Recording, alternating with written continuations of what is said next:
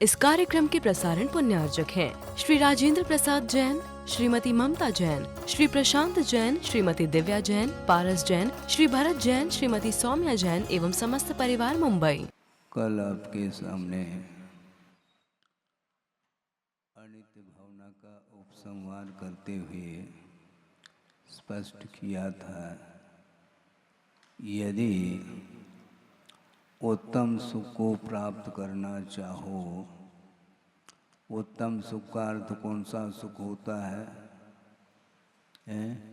मोक्ष सुख होता है। स्वर्गीय सुख को सुख नहीं मानते हैं, क्योंकि इंद्रियों के माध्यम से उत्पन्न होने वाला जो सुख है वह मात्र वेदना का प्रतिकार मात्र है। वेदना का प्रतिकार से सुख नहीं माना जाता है। वेदना को दूर किया जा रहा है, वह सुख थोड़ी ही वो, क्योंकि वेदना कुछ काल के लिए दूर हो जाती है और पुनः वेदना प्रारंभ होती है। कुछ क्षण के लिए प्यास बुझ जाती है, कुछ क्षण के लिए भूख मिट जाती है, पुनः वापस भूख और प्यास लग आती है। इसलिए वेदना का प्रतिकार का नाम ही सुख मान लो। एक मान्यता है, वस्तुतः वह सुख नहीं है ऐसा कहा जा रहा है। इसलिए जो उत्तम सुख का अर्थ मोक्ष सुख को प्राप्त करना चाहो, तो आचार्य ये कहना चाह रहे हैं कि निव्यसयम पुनः मनम, ऐसा कहा। मन को विषयों से ऊपर उठाना चाहिए। मन हमेशा पंचेंद्र के विषयों को ही चाहता है और उसके माध्यम से उसकी मान्यता बनती चली जाती है कि इसके माध्यम से हमें सुख उत्पन्न हो रहा है। आपने कई बार देखा होगा और ये प्रसंग आगम में भी आता है। एक श्वान है, श्वान का अर्थ कुत्ता होता है, और वह स्मशान में पहुंचा है और वहाँ पर क्या कर रहा है वो? वहाँ पर जो हड्डी है उसको मुख में ले लिया, क्योंकि उसमें कुछ सुगंधी आ रही है, उसकी मांस आदि मान लो लिपटा हुआ है, तो उसको वह हड्डी को मुख में ले लेता है और जबाड़ के माध्यम से उसको चबाना प्रारंभ करता है। चबाते चबाते उसको ऐसा महसूस होता है कि इसमें से कुछ रस आ रहा है, जबकि उस हड्डी को चबाने के फलस्वरूप जबाड़ में से, मुख में से ही खून निकल आ रहा है और उसका स्वाद वह ले रहा है, और मान्यता ये हो जाती है कि इसमें से मुझे सुख उपलब्ध हो रहा है। इसी प्रकार पांचों इंद्रियों के माध्यम से जो कुछ भी सुख आप महसूस कर रहे हो, किंतु वह सुख नहीं है, वह सुखाभास है। कई बार यह विषय दिया है, इसके बाद भी उसकी मान्यता, संसारी प्राणी की मान्यता इससे ऊपर नहीं उठ पा रही है। इसी में वह सुख की मान्यता, विश्वास, अनंतकालीन यह विश्वास है उसका कि इसमें सुख मुझे मिलता है, और वह प्राण गंवा लेता है। 12 भावने में पढ़ते हैं, क्या पढ़ते हैं? जल नहीं पावे, प्राण गमावे, भटक भटक मरता, वस्तु पराई माने अपनी, भेद नहीं करता। बस हो गई पंक्ति। वस्तु पराई है और उसमें मान्यता स्वयं की ये मेरी वस्तु है, ये मान्यता अभी तक दूर नहीं हो पा रही। और मान्यता जब तक दूर नहीं होगी तब तक उसका आकर्षण बना रहता है। आस्था श्रद्धान जागृत होने के उपरांत भी उसका आकर्षण नहीं छूटता है, ये कहा जा रहा है। श्रद्धान होने के उपरांत भी उन पदार्थों के प्रति जो आकर्षण है वह दूर नहीं हो पाता, क्योंकि संस्कार वह डिलीट नहीं हो पाते हैं। संस्कार की बात कल भी चर्चा चल रही थी कि संस्कार जो है ना, ये कर्म के अनुदय में भी संस्कार बने रहते हैं। कर्म के उदय में कषाय का अनुभव करता है, क्रोध मान माया लोभ आदि का, किंतु भूमिका के अनुरूप मान लो कषाय का उदय नहीं भी है तो भी कषाय के उदय के साथ जो संस्कार पड़े हैं आत्मा के ऊपर, कषाय जन्य संस्कार, मोह जन्य संस्कार, वो दूर नहीं हो पाते। इसको बोलते हैं भवांतर तक ले जाता है। अभी आपको कोई भी स्वाद नहीं आ रहा है क्योंकि आप भोजन थोड़ी कर रहे हैं, लेकिन जो किया हुआ भोजन है उसके संस्कार बने हुए हैं, इसलिए बार बार उन्हीं चीजों को वह सेवन करना चाहता है। यह स्मृति का विषय बन जाता है। इसीलिए मन के माध्यम से संसारी प्राणी प्रति समय वह विषयों का उपभोग करता रहता है। मन के माध्यम से भी आनंद उसको आता है। स्वाद बिल्कुल नहीं आ रहा है किंतु स्मृति का विषय तो बना हुआ है, इसलिए हमें इसी प्रकार का विषय मुझे कालांतर में भी मिले, इस उद्देश्य को लेकर के वह पुरुषार्थ निरंतर करता रहता है। अभी जो आपने बनाया है, जो रसोई बनाई है, इसमें मज़ा नहीं आ रहा है। अच्छा, फिर किसमें कल परसों जो बनाया था वो अलग ही, वो उसका टेस्ट ही अलग है। टेस्ट करके देखा हमने, उसके साथ वो बेजोड़ है, हाँ, ऐसा बोलता है। ये वह जो उस दिन जो दिया था वह एक प्रकार से उसमें जो सुख मुझे उत्पन्न हुआ था वह अनुपम था, ऐसा वो बोलता है। और बार बार उसी प्रकार की सामग्री को जुटाने के लिए वह प्रयत्नशील रहता है। इसको बोलते हैं मन के माध्यम से निरंतर विषयों का ग्रहण होता रहता है। इसलिए उत्तम सुख का अर्थ मोक्ष सुख को प्राप्त करना चाहो तो निव्यसयम पुनः मनम, ऐसा कहा है।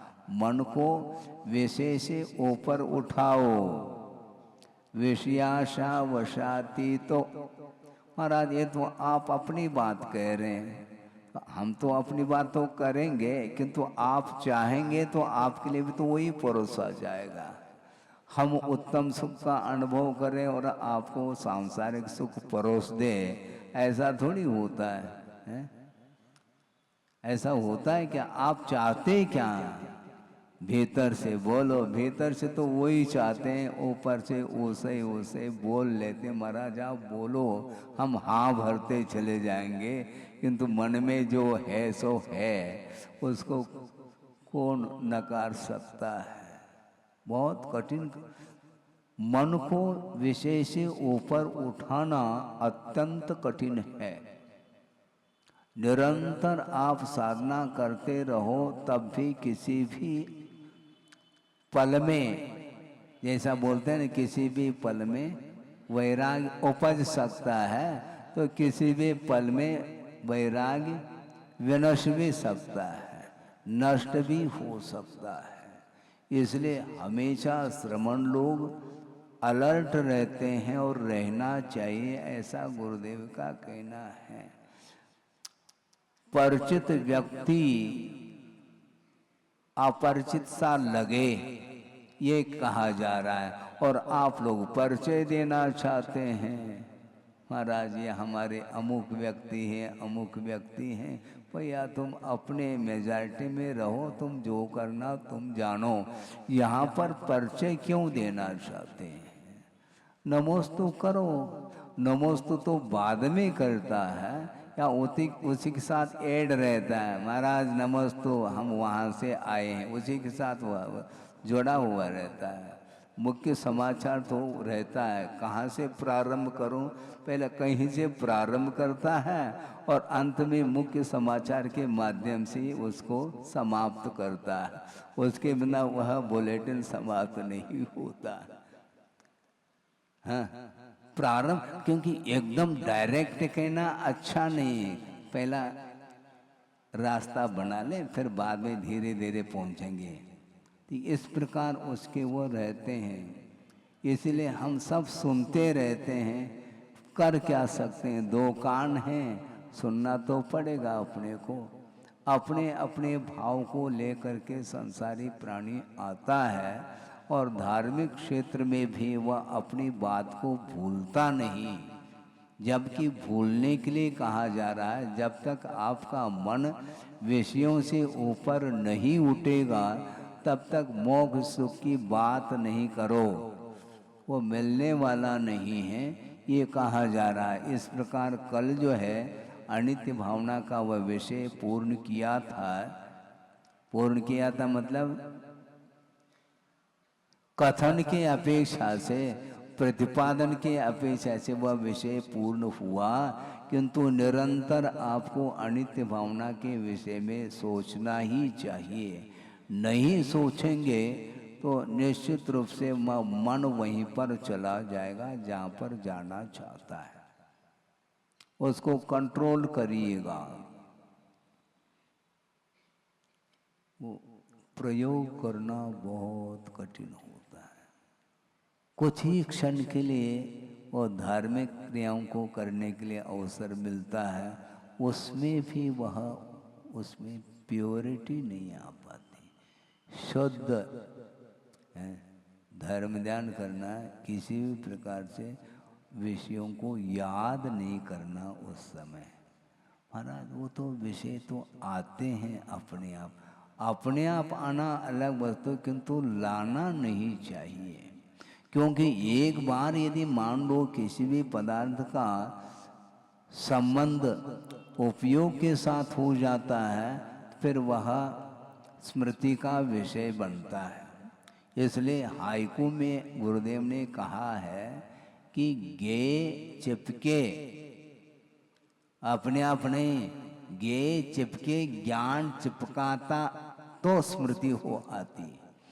ज्ञान ही चिपका रहा है ये पदार्थों को, स्मृति का विषय जो बन रहा है वो अपने आप थोड़ी बनता है, उपयोग उन पदार्थों की ओर बार बार जा रहा है, इसलिए वो ज्ञेय पदार्थ आत्मा के साथ संबंध को प्राप्त हो जाते हैं। और एक क्षण के लिए भी मान लो उसका संबंध हुआ है तो वह ऐसा लगता है कि काफी दिन का यह संबंध है। भारी समस्या, बल्कि साधक के लिए भी यह बहुत बड़ा बाधक कारण सिद्ध होता है। यह परिचय ही परिचय का कारण बनता है। हाँ, कोई अपरिचित व्यक्ति है, उसको लेकर के न उसको कोई विकल्प है न हमें कोई विकल्प है। मान लो उसने नमोस्तु कर दिया, आशीर्वाद नहीं भी मिला है तो अपना कर्तव्य करके चला जाएगा, न हमें कोई विकल्प न उसको विकल्प है। किंतु परिचित व्यक्ति आ जाए और हाथ न उठे, फिर देख लेना क्या स्थिति बनती है। भारी समस्या है। इसी को बोलते हैं, आचार्य कहते हैं परिचित भी अपरिचित सा लगे, ऐसा कहा जा रहा है। क्या परिचय, आत्मा के साथ कोई परिचय है ही नहीं है, किसी का कोई परिचय ही नहीं। जबकि आत्मा का जो स्वरूप है वह इंद्रियातीत आत्म तत्व है। किसी को भी वह आत्म तत्व दिखाई पड़ रहा है, वैसे ही देखने में नहीं आएगा, क्योंकि वह भौगोलिक वस्तु थोड़ी है। स्पर्श रस गंध वर्ण से वह अतीत है, उस आत्म तत्व की ओर उपयोग नहीं जा पा रहा है। इसलिए कोई भी व्यक्ति आते ही वह स्मृति का विषय प्रतिविज्ञान। प्रतिविज्ञान का अर्थ क्या होता है, पढ़ो थोड़ा सा। स्मृति और प्रत्यक्ष, इन दोनों का जो जोड़ रूप ज्ञान है उसका नाम प्रतिविज्ञान बोलते हैं। अर्थात यह वही व्यक्ति है जिसको हमने कल देखा था। कहाँ? मंडला में। हाँ, ये वही व्यक्ति है जिसको 5 साल पूर्व में देखा था, वो वही व्यक्ति आया। मतलब कितना उसका ज्ञान सॉलिड है, पूरा का पूरा पिक्चर सामने आता है। ये वही व्यक्ति, इसमें कोई शक नहीं है। बाल्यकाल का भी मान लो कोई तस्वीर है, सुनो इधर इधर उधर नहीं, बाल्यकाल का यदि कोई मान लो तस्वीर है, चित्र है, वह बाद में देखने में आता है, फिर भी वह पहचान लेता है, अच्छा ये मैं ही था। इतना परिचय आत्मा के साथ क्यों नहीं होता है? महाराज आत्मा तो दिखाई देती नहीं, आत्मा का कोई स्वाद नहीं है, आत्मा की कोई गंध ही नहीं है, स्पर्श का भी विषय नहीं बनता है। तो ऐसी स्थिति में आत्मा से क्या प्रयोजन है? जबकि आत्मा के अभाव में इस शरीर को 1 सेकंड के लिए भी घर में रखा नहीं जाता है, ध्यान रखो। कितना भी वह व्यक्ति किसी अपने परिवार के साथ स्नेह का संबंध रखता था, किंतु रखता था, अब रख नहीं पाएगा, अवसान होते ही उसको निकाला जाता है, क्योंकि वह जड़ है, शव है। जब तक आत्मा है तब तक वह शिव की बात कर सकता है, हाँ।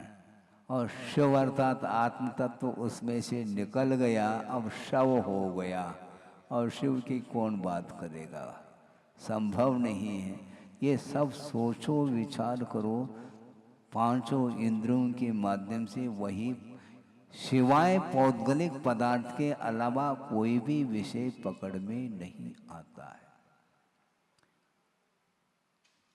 हमने सुना था गुरुदेव ने 36 घंटे तक एक ही गाथा के ऊपर उन्होंने मनन, चिंतन, ध्यान आदि किया था। वो कौन सा है? अरसम रूवम गंधम अवतम चेदना गुणम सद्धम जान अलिंग गहनम जीवम अनिद्यट संठानम। जिसका कोई आकार प्रकार नहीं, स्पर्श रस गंध वर्ण शब्द, इससे वह रहित है। आकार प्रकार कोई संस्थान इत्यादि को कुछ है ही नहीं। और अलिंग ग्रहण का अर्थ किसी भी चिन्ह के द्वारा उसकी कोई पहचान नहीं हो सकती है। वह चैतन्य गुण वाला वह आत्म तत्व होता है। इस प्रकार उन्होंने ध्यान आदि किए हैं, ऐसा सुना था हमने। सोचो, विचार करो, हम तो केवल पुद्गल को देख करके लट्टू हो रहे हैं। लाइट जल रहा है, लट्टू है? क्या है ये सब? ये निरंतर, अच्छा, प्रतिदिन वही रिपीटेशन, वही पुनरावृत्ति वही हो रही है। नया कुछ भी काम नहीं किया संसारी प्राणी ने। अभी तक जो भी किया है केवल पुनरावृत्ति के अलावा, रिपीटेशन के अलावा कुछ भी नहीं किया है। चाहे वह अरबपति हो, चाहे वह खरबपति हो, अथवा आज जो है व्यवसाय करके आज का आज खा रहा है, पी रहा है, वह भी क्यों ना हो। इसके अलावा कुछ भी नहीं है।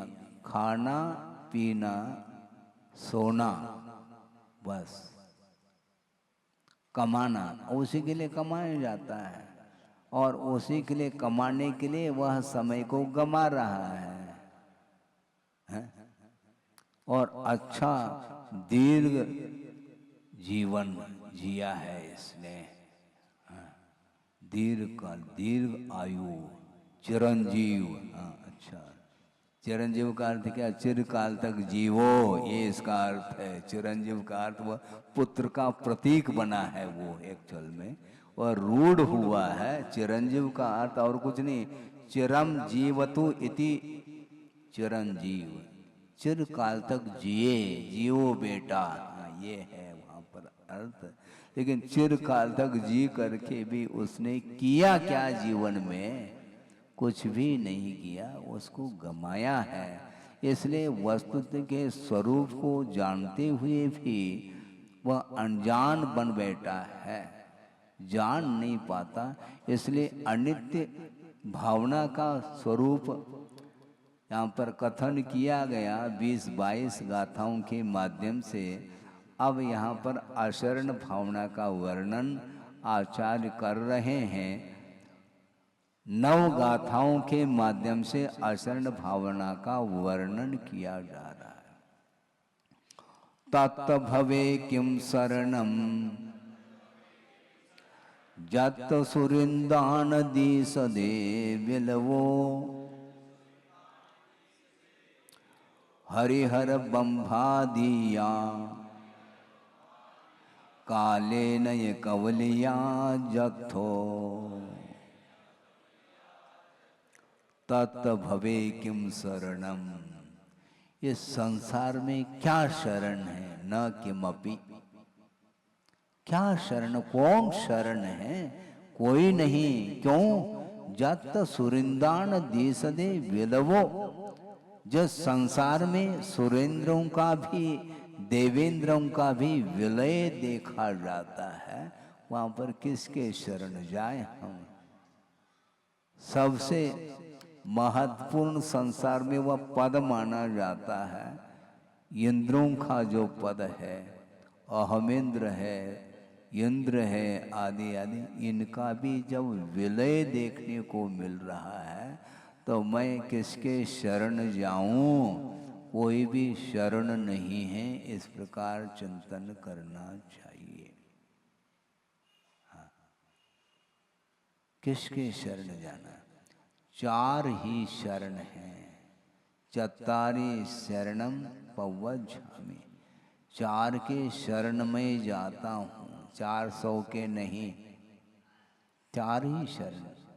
अरहंते शरणम पवज्झामि, सिद्धे शरणम पवज्झामि, साहू शरणम पवज्झामि, और केवली पन्नतम धम्मम शरणम।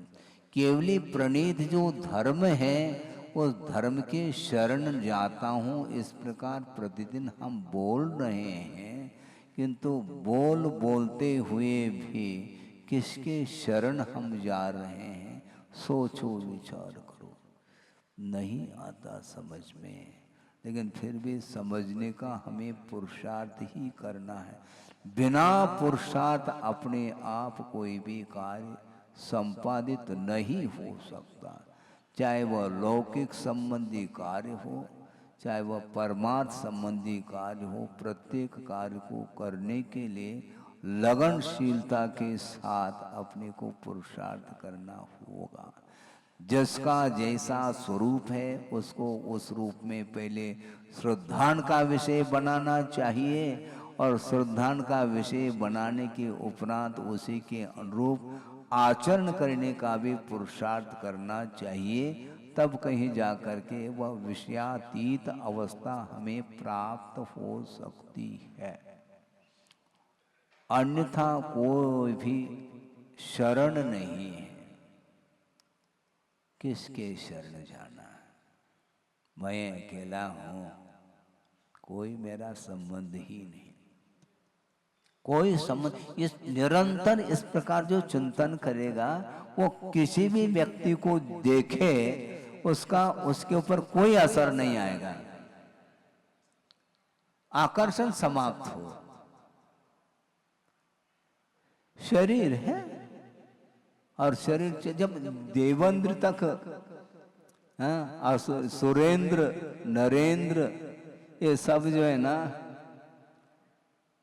विलय को प्राप्त हो रहे हैं, तो ऐसी स्थिति में कौन शाश्वत है? हे गुरुवर शाश्वत सुख दर्शन। ये नग्न स्वरूप तुम्हारा है, हमारा नहीं है, तुम्हारा है। आप यदि उस पद को प्राप्त करना चाहो तो कौन रोक सकता है? कोई रोकने वाला नहीं, स्वयं ही रोक रहा है। अपने मोहजन्य जो परिणाम है वही आपके सद्गति को रोक रहे हैं। वस्तुतः सद्गति का अर्थ स्वर्ग देवगति नहीं, किंतु जो पंचम गति है निर्वाण, वही एकमात्र सद्गति मानी जाती है, क्योंकि वहां से पुनः वापस आना नहीं होता। आना जाना लगा हुआ है। हाँ। वासना एक बार चल रही थी और पंडित जी बैठे थे, षटखंड आगम की वासना, और वासना के दौरान उन्होंने कहा कि महाराज हम जा रहे हैं। वासना समाप्ति की ओर उस समय कहा महाराज हम जा रहे हैं, तो गुरुदेव ने क्या कहा? आना जाना लगा हुआ है। इसमें ये बहुत बड़ा सूत्र है, ये उस सूत्र का अनुवाद समझता हूं मैं। उत्पाद वे द्रव्य युक्तम सत।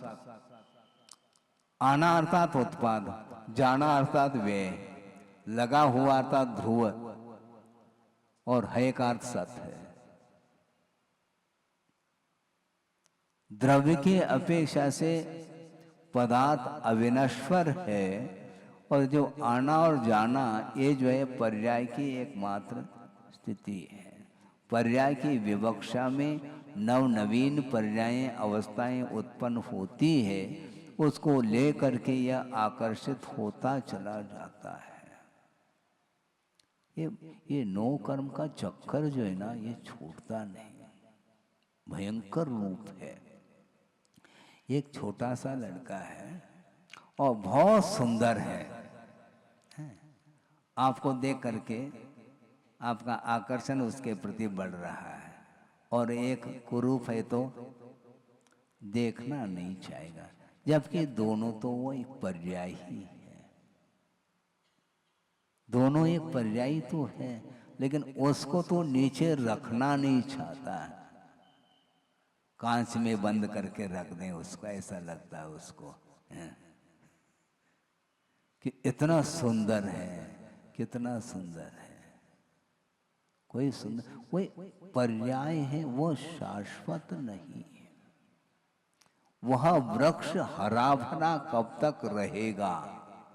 अभी पौधा है इसलिए हरा भरा दिख रहा है, और समय पर आप उसके लिए जल आदि सिंचन करते रहते हैं, वो हरा भरा है। किंतु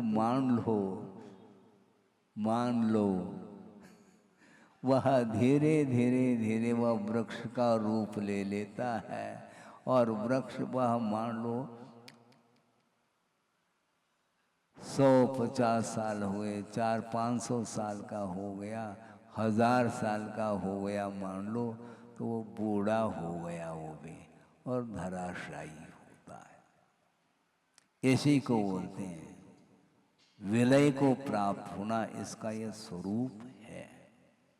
कोई भी संसार में शाश्वत नहीं।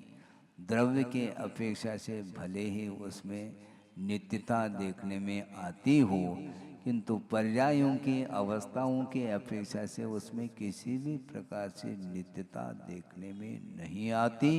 इसलिए वैराग्य के लिए वह कारण बनता है। जब वस्तु नित्य नहीं है तो उसके शरण हम क्यों जाएं? हैं? लेकिन बहुत कठिन होता है। समझ में तो सब आ रहा है, लेकिन समय समय पर समझ में नहीं आता। प्रसंग जब सामने आता उस समय वह समझ में नहीं आता, बाकी समय तो आराम से समझ में आ जाता है कि पदार्थ अनित्य है। बहुत कठिन है ये, बहुत ही कठिन। इसीलिए निर्वाण को प्राप्त करने के लिए दीर्घ सहनन की आवश्यकता इसलिए पड़ती है, क्योंकि विपरीतता को झेलने की क्षमता जब तक इसमें शरीर में नहीं आएगी तब तक वह आगे बढ़ ही नहीं पाता है। हाँ, सहनन चाहिए, और सहनन मिलने के उपरांत भी यदि वैराग्य नहीं है तो वो सहनन का भी कोई महत्व है ही नहीं।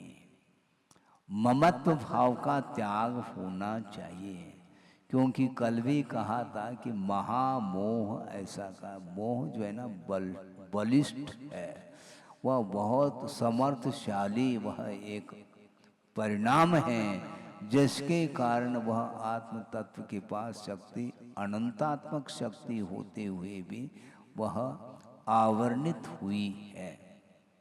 वह शक्ति, उस शक्ति को उद्घाटित करने के लिए न जाने कितने भव लगेंगे, कुछ भी नहीं कहा जा सकता। हाँ, सोचो, विचार करो। सिद्धांत को पढ़ने से कुछ अपने आप वाणी विराम लेती है। मैं क्या कर सकता हूँ, मैं अपने आत्मा का ही कल्याण नहीं कर पा रहा हूँ अभी तक, और दूसरे के कल्याण की मैं बात कर रहा हूँ। स्वयं ने कर लिया? नहीं किया। अपने पेपर को अभी लिखना अभी पूरा हुआ नहीं, और दूसरे के पेपर को लिखने की चिंता होने लगी है। हाँ, अच्छा, वो मेरिट में आ जाए, और तुम स्वयं तो ठीक है, पासिंग मार्क मिल जाए या फेल भी हो जाए, कोई चिंता नहीं। दूसरे का पेपर वो स्वयं ही उसको लिखना पड़ेगा। लिख करके कोई भी देने वाला नहीं, स्वयं का पुरुषार्थ है वो। दूसरे का सहयोग मिल सकता है, किंतु योग और सहयोग में बड़ा अंतर है। करण और उपकरण में बड़ा अंतर है। उपकरण एकमात्र बहिरंग सहकारी कारण बन सकता है, किंतु जो मेन जो कारण है वो आत्मगत परिणाम है। वो जब तक हम उज्जवल परिणाम नहीं करेंगे तब तक हमारा कार्य दूसरा आकर के कोई करके देने वाला नहीं है। अनंत शक्ति के धारक है भगवान, किंतु उनकी अनंत शक्ति आपके काम में नहीं आने वाली है। नहीं आती। यदि आ जाए तो बिल्कुल यहाँ एक व्यक्ति भी नहीं बैठ पाएगा, फिर सबको एक साथ युगपत एक साथ सबको ले जाएंगे उठा करके। ऐसा होना ही नहीं। कैसे उठाएंगे मुझे बताओ?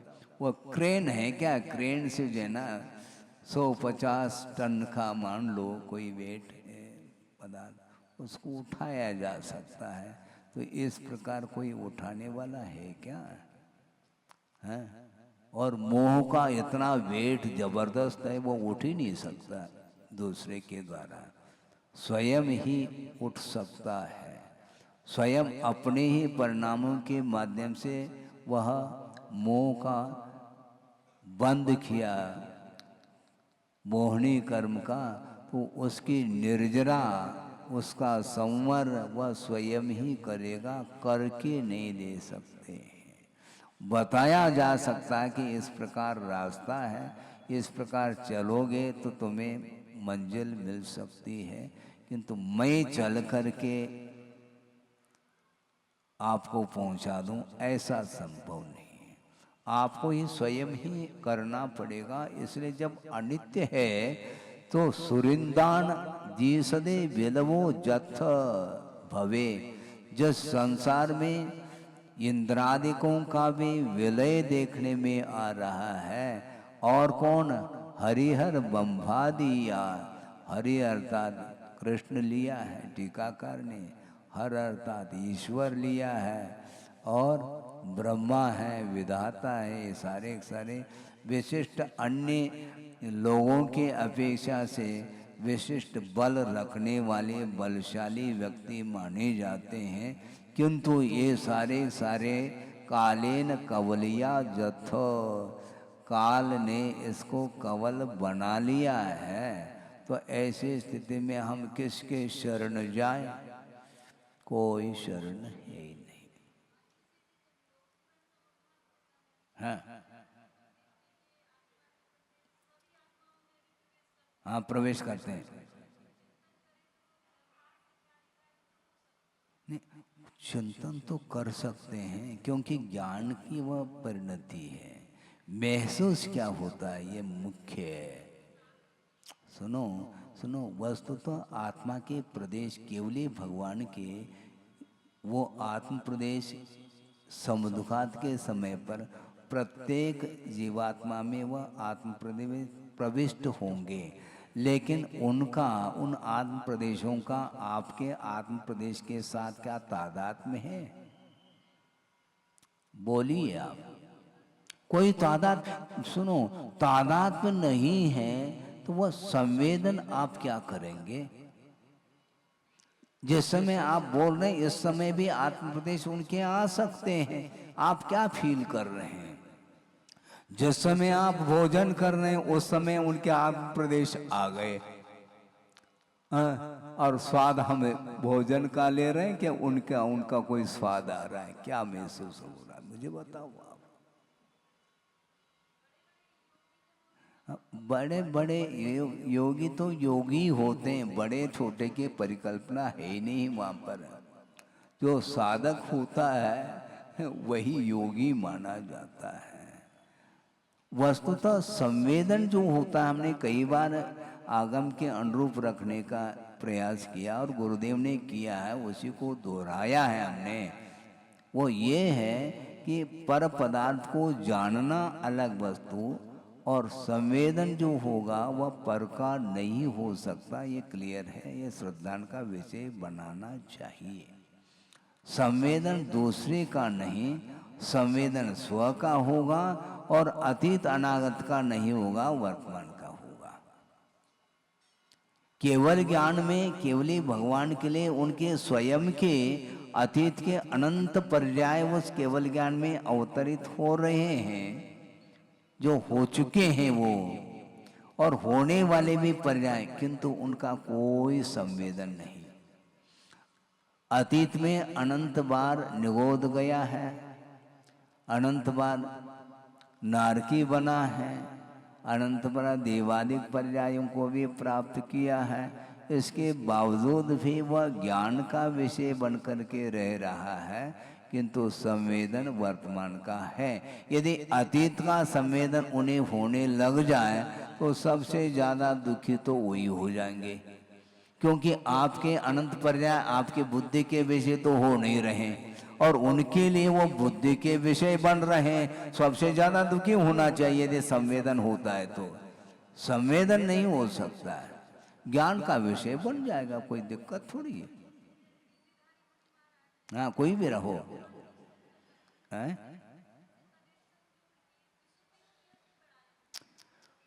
वस्तुतः विशुद्धि का आधार कौन है, इसको पकड़ो।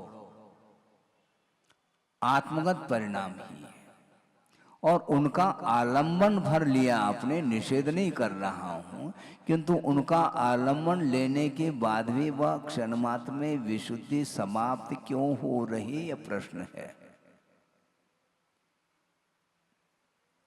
हाँ, बहुत भाव विभोर होकर के आपने भक्ति कर ली, पूजन अर्चन आदि कर ले, सब कर लिया, और कितना समय निकला? कोई ज्यादा समय नहीं। और कोई व्यक्ति आ गया, कबे आ गए? वो विशुद्धि कहाँ गई? अब यही तो समस्या है, बहुत बड़ी समस्या है ये। आप भाव विभोर हो गए थे, कौन सामने आया ये भी ज्ञात नहीं था, बहुत अलौकिक आनंद आपको आ रहा था, वो एक क्षण के लिए रहा, और दूसरा व्यक्ति आते ही वह परिचित था, कबे आ गए? ये जो है ये बिना राग के है क्या, मुझे बताओ? वो वीतराग मुद्रा ओझल हो गई। हाँ, जिसके सामने जाने से मन हटता नहीं था, और पूजन आदि करने के बाद 2-5 मिनट भी नहीं हुआ, वह झरझर झरझर वो सारे संस्कार विशुद्धि के समाप्त हो गए। उससे भी ज्यादा प्रफुल्लित मन वाला हो गया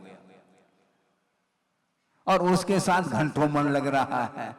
और वहां पर 10 मिनट ही बैठे थे अपन प्रतिमा के सामने।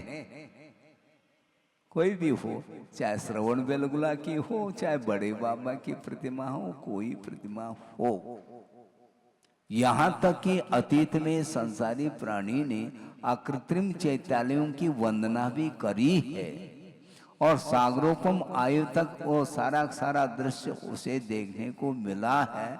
इसके बाद भी वह दृश्य गायब क्यों होता है? इसी को बोलते हैं मोह, महामद पियो, अनादि। हाँ, अनादि है ना, वो अनादि काल से पीता आया है, इसलिए उसके संस्कार कैसे डिलीट हो सकते हैं? नहीं हो सकते। इसलिए परिचित भी अपरिचित सा लगे, कोई नहीं, कोई परिचित व्यक्ति नहीं, तो वह सोचता है अकेलापन का अनुभव हो रहा है महाराज। अच्छा, आप अकेलापन का अनुभव नहीं करना चाहते हैं? जब मैं अकेला ही हूं तो अकेलापन का अनुभव होने में आपको दिक्कत क्या हो रही है? एको हम कह रहे हैं तो किसको सुना रहे हैं? वो किसी को सुनाना है क्या? हमें किसी को सुनाना नहीं है, अपने आप को ही सुनना है। मैं अकेला हूं। जब हूं तो बार बार हूं कहने की भी आवश्यकता नहीं।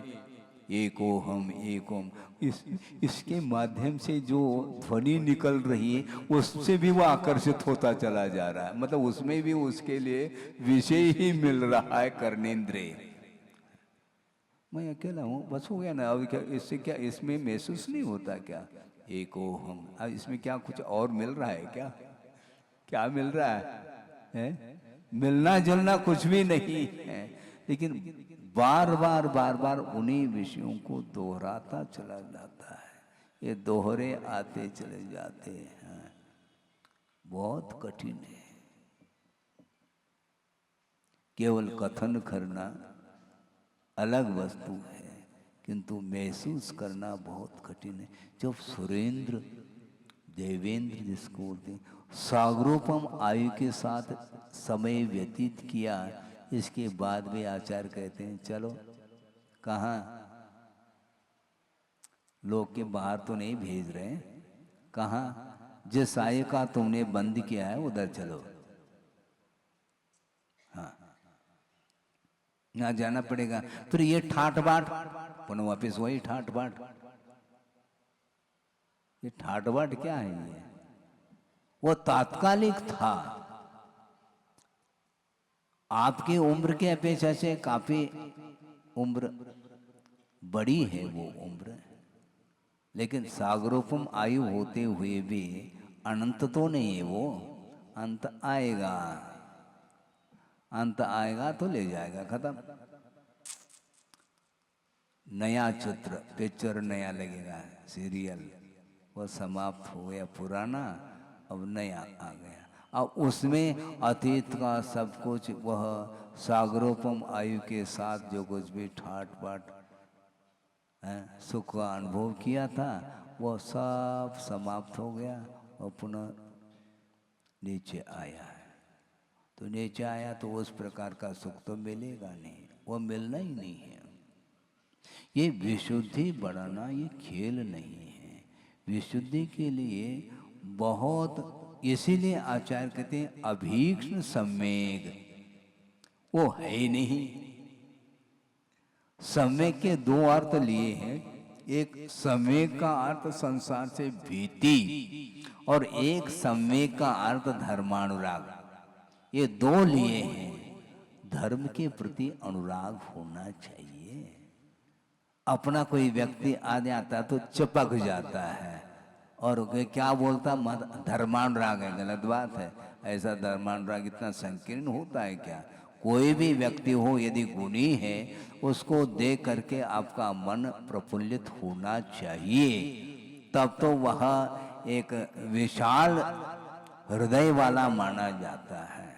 और संकीर्ण मनोवृत्ति वाला कभी भी जो है ना, जिस किसी को देखता है तो अपने अनुकूल हो तो उसके साथ संबंध जोड़ता है, नहीं है तो उसके साथ वह पीठ फेर देता है।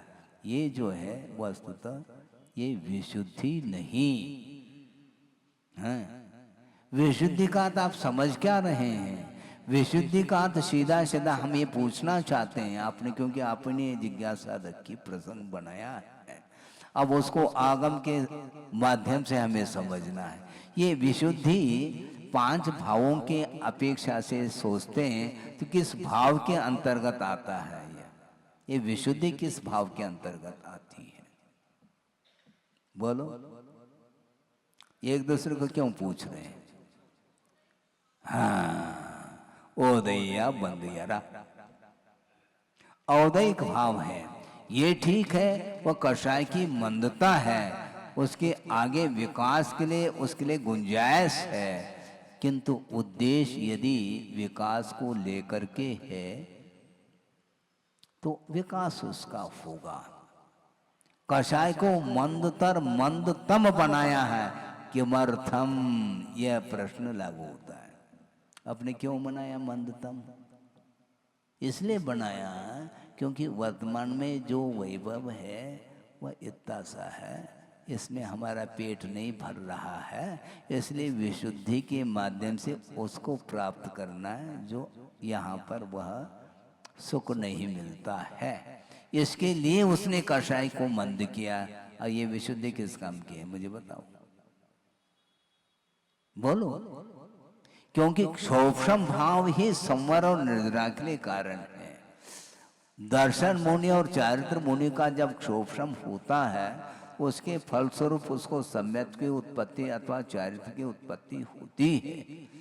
नहीं है तो कषाय की मंदता के साथ वह चलता चला जाता है। एक सज्जन ने कहा था, हमें नाम नहीं लेता, नाम से कोई प्रयोजन नहीं। उन्होंने ये कहा था कि महाराज, हाँ क्या बताना चाहो, यहाँ पर मन नहीं लगता। कहाँ पर? इस देश में। कहाँ जाना? अमेरिका और भी बहुत सारी कंट्री हैं।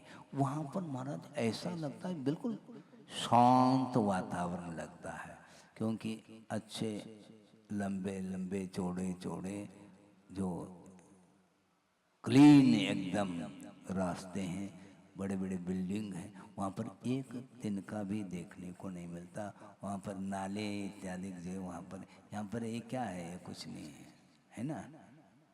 गटर जिसको बोलते हैं आप लोग हैं। यहाँ पर बदबू बदबू, वहाँ पर बिल्कुल, यहाँ पर प्रदूषित वातावरण है। और वहाँ पर ऐसा वातावरण है कि कुछ मत पूछो। अच्छा, वहाँ पर इस प्रकार का वातावरण जिसे मिला है वो कर क्या रहे हैं?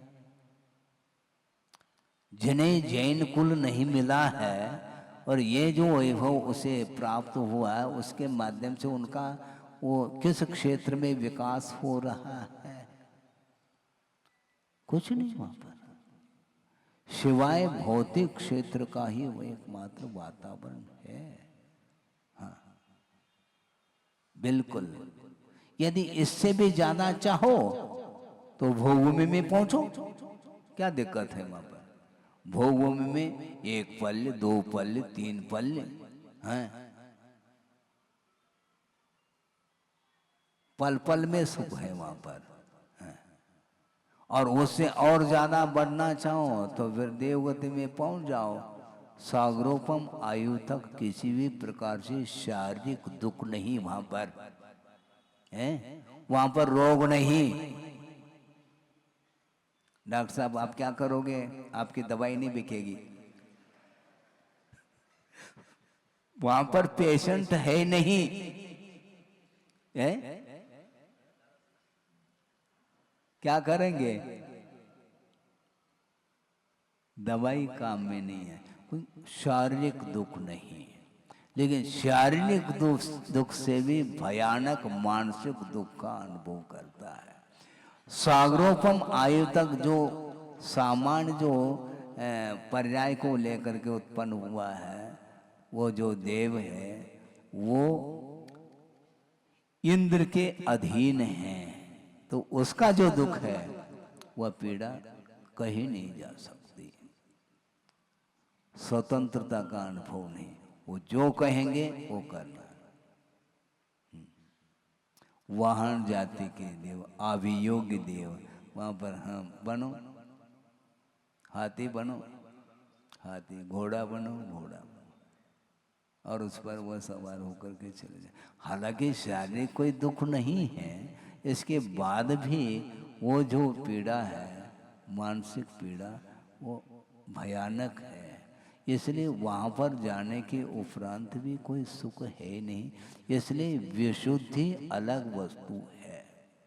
वह विशुद्धि कषाय की जो मंदता है, उसके पीछे आपका जो एम है, लक्ष्य जिसको बोलते हैं, उसके ऊपर निर्धारित है। आप व्रती हैं, आपका गुणस्थान पंचम है, किंतु लेशा पीत भी हो सकती है। पीत लेशा की सीमा सप्तम गुणस्थान तक है, और वहां पर अहमिंद्र है, शुक्लेशा वाला है, ग्रैवेक है, 16 सर्ग से लेकर के आगे के हैं, है ना। हाँ। ग्रैवेक है, अनुदिश है, अनुत्तर विमान में रहने वाले शुक्लेशा के हैं धारी। हाँ, और विशुद्ध तो काफी है वो विशुद्धि।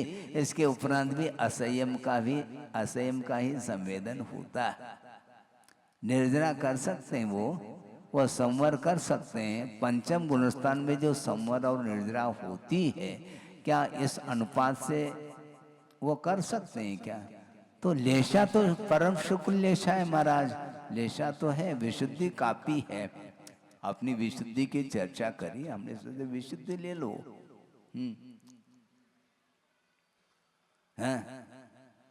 निरंतर वह शुक्लेशा बनी रहेगी, रहने दो।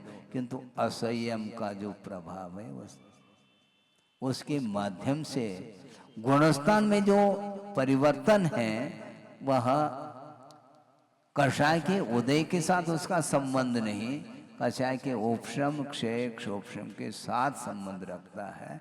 इसलिए हमें कषाय को मंद करना पर्याप्त नहीं, उसके आगे और बढ़ना है। क्योंकि एक प्रकार से आपने दीपक जलाया है, वह दीपक जल रहा है, उस दीपक नहीं जल रहा, तेल जल रहा यूं कह दो।